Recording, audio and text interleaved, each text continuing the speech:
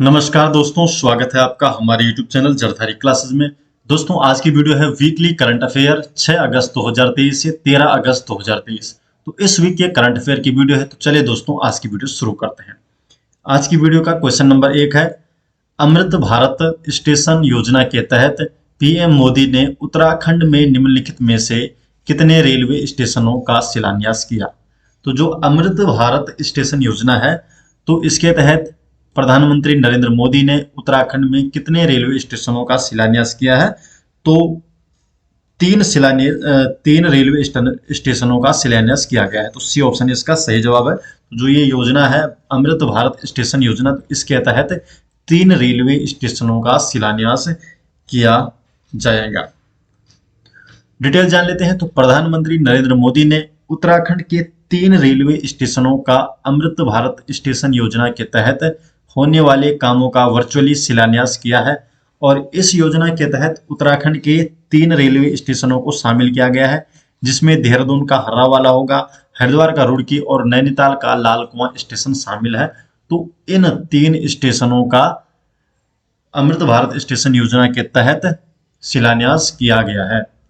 Next question है question number 2, Uttarakhand की पहली पर्स लैब कौन से विश्वविद्यालय में स्थापित की जाएगी। तो पहली जो पर्स है, promotion of university research and scientific excellence lab, कौन से विश्वविद्यालय में स्थापित की जाएगी। तो सही जवाब इसका दून विश्वविद्यालय में। तो जो उत्तराखंड की पहली पर्स लैब है, ये दून विश्वविद्यालय में स्थापित की जाएगी। तो केंद्रीय विज्ञान एवं प्रौद्योगिकी मंत्रालय उत्तराखंड की पहली पर्स लैब दून विश्वविद्यालय में स्थापित करेगा और इसके तहत विश्वविद्यालय में शोध एवं नवाचार के क्षेत्र में गुणात्मक सुधार होगा। तो जो केंद्रीय विज्ञान एवं प्रौद्योगिकी मंत्रालय है, ये उत्तराखंड की पहली जो पर्स लैब है, ये दून विश्वविद्यालय में स्थापित की जाएगी। नेक्स्ट क्वेश्चन है क्वेश्चन नंबर 3, नेलांग और जादूंग गांव उत्तराखंड के कौन से जिले में स्थित है। जो नेलांग और जादूंग गांव है, ये किस जिले में स्थित है। तो सही जवाब है आपका उत्तरकाशी जिले में। तो सी ऑप्शन इसका सही जवाब है। तो जो नेलांग और जादूंग गांव है, ये उत्तराखंड के उत्तरकाशी जिले में स्थित है। डिटेल जान लेते हैं। तो जो नेलांग और जादूंग गांव है, ये चीन की सीमा से मिलते हैं और चीन की सीमा पर स्थित है। उत्तरकाशी के ये गांव है नेलांग और जादू, जो कि 1962 का जो भारत चीन युद्ध हुआ था, तो उस टाइम ये वीरान हो गए थे और अब इन्हें वाइब्रेट विलेज योजना के तहत विकसित किया जा रहा है। तो वाइब्रेट विलेज योजना के तहत अब इन गांवों को, जो कि उत्तरकाशी जिले में है नेलांग और जादूंग गांव, इन्हें विकसित किया जाएगा। नेक्स्ट क्वेश्चन है क्वेश्चन नंबर 4, कनाडा में आयोजित world police and fire games 2023 में मुकेश पाल ने कौन सा पदक जीता है। तो जो कनाडा में आयोजित की गई world police and fire game 2023, तो इसमें मुकेश पाल ने रजत पदक जीता है। तो बी ऑप्शन सही जवाब है। तो रजत पदक इन्होंने जीता है। तो कनाडा में आयोजित की गई है world police and fire games 2023, इसमें मुकेश पाल ने पावर लिफ्टिंग प्रतियोगिता में 2 रजत पदक जीते हैं। जो मुकेश पाल है, ये सीआईडी हल्द्वानी में अभी उप निरीक्षक के पद पर हैं। नेक्स्ट क्वेश्चन है क्वेश्चन नंबर 5 है, उत्तराखंड की कितनी महिलाओं किशोरियों को तीलू रोतेली पुरस्कार से सम्मानित किया गया। तो जो तीलू रोतेली पुरस्कार से सम्मानित किया गया, उत्तराखंड में कितनी महिलाओं को तीलू रोतेली पुरस्कार से सम्मानित किया गया है। तो उत्तराखंड में 13 जो महिलाएं किशोरियां हैं, इन्हें तीलू रोतेली पुरस्कार से सम्मानित किया गया है। डिटेल जान लेते हैं। तो 8 अगस्त 2022 को उत्तराखंड के राज्यपाल लेफ्टिनेंट जनरल गुरमीत सिंह ने राज्य की 13 महिलाओं और किशोरियों को तीलू रोतेली पुरस्कार से सम्मानित किया है। उत्तराखंड सरकार जो ये तीलू रोतेली पुरस्कार है, ये विभिन्न क्षेत्रों में उल्लेखनीय कार्य करने वाली महिलाओं को ये पुरस्कार दिया जाता है और हर साल ये 8 अगस्त को दिया जाता है। प्रदेश सरकार ने उत्तराखंड की जो वीरांगना है तीलू रोतेली, तो इनकी जयंती पर वर्ष 2006 से महिला सशक्तिकरण के क्षेत्र में उल्लेखनीय कार्य करने वाली महिलाओं और किशोरियों के लिए तीलू रोतेली पुरस्कार की शुरुआत की थी। तो 2006 से तीलू रोतेली की जयंती पर हर वर्ष 2006 से ये पुरस्कार दिया जा रहा है 8 अगस्त के दिन। राज्य सरकार ने राज्य की वीरांगना तीलू रोतेली के नाम पर नाम से दिए जाने वाला जो पुरस्कार है, इसकी धनराशि अब 20,000 रुपये बढ़ा दी है। पहले 31,000 रुपये धनराशि मिलती थी और अब 31,000 से बढ़ाकर 51,000 रुपये कर दी गई है। नेक्स्ट क्वेश्चन है क्वेश्चन नंबर 6। दोस्तों ये सभी नोट्स आपको हमारे एप्लीकेशन में मिल जाएंगे। अगर आप प्ले स्टोर में सर्च करते हैं जरधारी क्लासेस या उत्तराखंड जीके, तो फर्स्ट में ही आपको उत्तराखंड जनरल नॉलेज के नाम से एसजे ग्रुप का ऐप मिल जाएगा। वहां आपको ये सभी नोट्स देखने को मिल जाएंगे। अगर आपको उत्तराखंड करंट अफेयर की ई बुक चाहिए तो उसका लिंक आपको डिस्क्रिप्शन में मिल जाएगा, या आप डायरेक्ट गूगल पर सर्च कर सकते हैं jardhariclasses.in। हमारी वेबसाइट में आपको जरधारी क्लासेस के सभी नोट्स की ई बुक देखने को मिल जाएगी। क्वेश्चन नंबर 6 है, देश भर में बाल देखभाल संस्थानों की निगरानी के लिए कौन सा पोर्टल लॉन्च किया गया है? तो जो बाल देखभाल संस्थान है, बाल देखभाल संस्थानों की निगरानी के लिए कौन सा पोर्टल लॉन्च किया गया है? तो सही जवाब है इसका मासी पोर्टल। तो जो मासी पोर्टल है, ये देश भर के सभी जो बाल देखभाल संस्थान है, इनकी निगरानी के लिए इस पोर्टल को लॉन्च किया गया है। तो राष्ट्रीय बाल अधिकार संरक्षण आयोग, national commission for protection of child rights, NCPCR, इसने देश भर में बाल देखभाल संस्थानों और उनके निरीक्षण तंत्र की रियल टाइम निगरानी के लिए एप्लीकेशन मासी monitoring app for seamless inspection मासी निगरानी ऐप लॉन्च किया है। नेक्स्ट क्वेश्चन है क्वेश्चन नंबर 7। किस भारतीय खिलाड़ी ने स्पेन में महिला टेनिस हार्डकोर्ट स्पर्धा में युगल खिताब जीता है? तो जो स्पेन में महिला टेनिस हार्डकोर्ट स्पर्धा में जो युगल खिताब जीतने वाली खिलाड़ी है, उनका नाम है प्रार्थना थोम्बारे। ये ऑप्शन इसका सही जवाब है। तो जो प्रार्थना थोम्बारे है, इन्होंने बार्सिलोना स्पेन में महिला टेनिस हार्डकोर्ट स्पर्धा में युगल का जो खिताब जीता है। एशियाई खेलों की जो कांस्य पदक विजेता है ये, और इन्होंने रूस की अनस्तासिया तिखोनोवा के साथ मिलकर फाइनल में फ्रांस की एस्टेनेला कैसिनो और लातविया की डायना मार्सिंकेविका को हराया है। तो पेयर्स में इन्होंने प्रार्थना थोम्बरे ने, तो ये पेयर का जो स्पर्धा युगल ये है जीता है। नेक्स्ट है क्वेश्चन नंबर 8 है, अमृत भारत स्टेशन योजना के तहत देश भर में कितने रेलवे स्टेशनों का आधुनिकीकरण किया जाएगा? तो जो अमृत भारत स्टेशन योजना है, तो इसमें देश भर के 508 रेलवे स्टेशनों का आधुनिकीकरण किया जाएगा। तो सी ऑप्शन इसका सही जवाब है। तो रेल मंत्रालय ने अमृत भारत स्टेशन योजना के तहत रेलवे स्टेशनों के आधुनिकीकरण के लिए एक नीति तैयार की है, और इसके तहत भारत में 508 रेलवे स्टेशनों को विश्व स्तरीय स्टेशनों के रूप में विकसित किया जाएगा।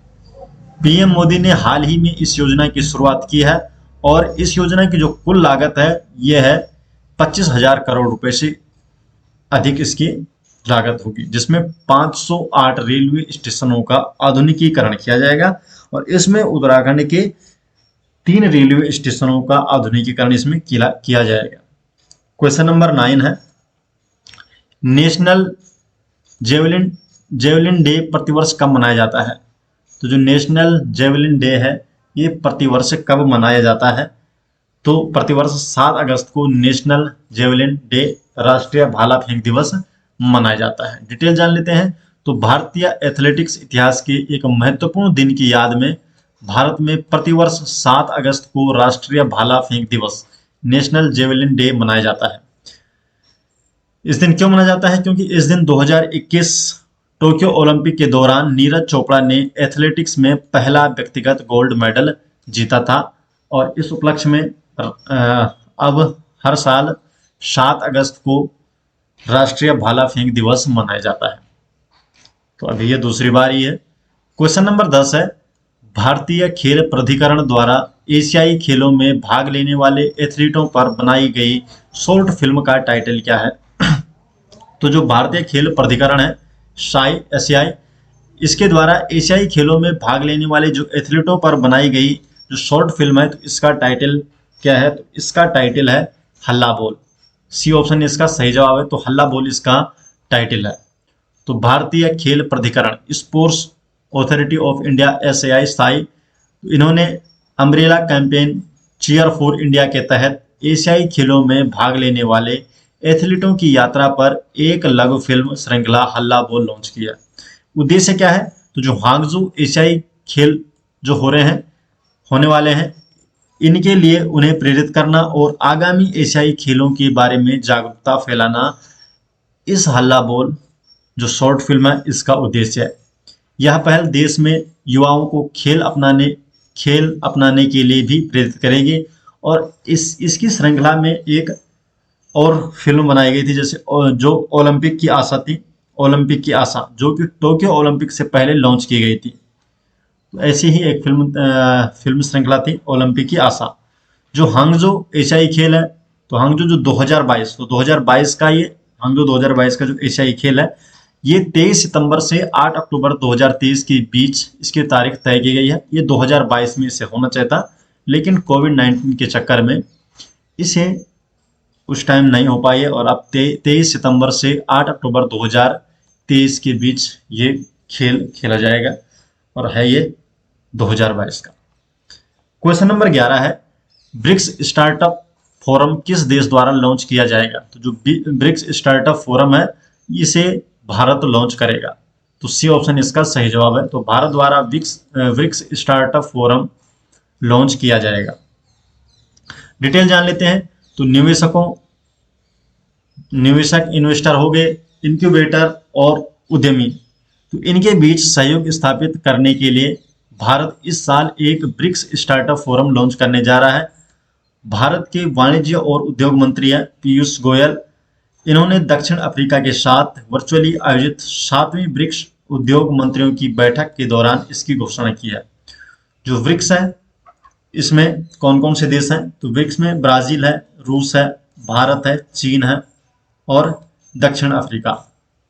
तो इन देशों का ये समूह है।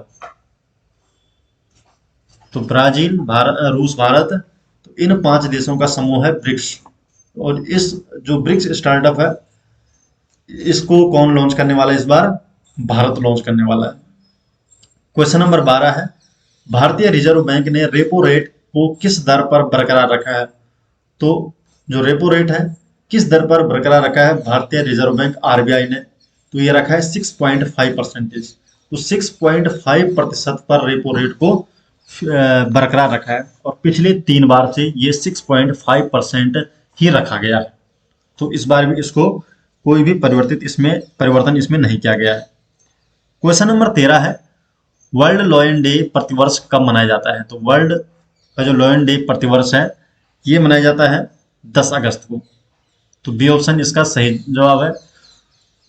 तो वर्ल्ड लॉयन डे प्रतिवर्ष 10 अगस्त को मनाया जाता है। क्वेश्चन नंबर 14 है, अंतर्राष्ट्रीय युवा दिवस मनाया जाता है। तो अंतर्राष्ट्रीय युवा दिवस हर साल 12 अगस्त को मनाया जाता है। तो डी ऑप्शन इसका सही जवाब है। तो अंतर्राष्ट्रीय युवा दिवस प्रत्येक वर्ष 12 अगस्त को मनाया जाता है। क्वेश्चन नंबर 15 है, विश्व एथलेटिक्स चैंपियनशिप में भारतीय टीम का नेतृत्व कौन करेंगे? जो विश्व एथलेटिक चैंपियनशिप है, इसमें भारतीय टीम का नेतृत्व करेंगे नीरज चोपड़ा। ये ऑप्शन इसका सही जवाब है। तो नीरज चोपड़ा भारतीय टीम का नेतृत्व करेंगे।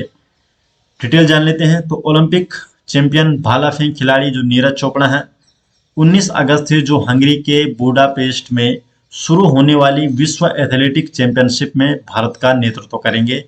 भारत विश्व एथलेटिक चैंपियनशिप में 28 सदस्यीय टीम के साथ उतरेगा। तो 28 सदस्यीय टीम के साथ भारत उतरेगा, जो कि हंगरी के बुडापेस्ट में शुरू होने वाला विश्व एथलेटिक चैंपियनशिप जो खेल है, इसमें भारत नेतृत्व करेगा 28 सदस्यीय टीम के साथ। तो दोस्तों, ये हो गए इस वीक के करंट अफेयर। सभी नोट्स आपको मिल जाएंगे हमारे एप्लीकेशन में, और जो ये ई बुक फॉर्म में आपको चाहिए नोट्स, वो मिल जाएंगे हमारी वेबसाइट में jardhari classes.in की वेबसाइट में। तो मिलते हैं दोस्तों नेक्स्ट वीडियो के साथ। तब तक के लिए आपका बहुत बहुत धन्यवाद।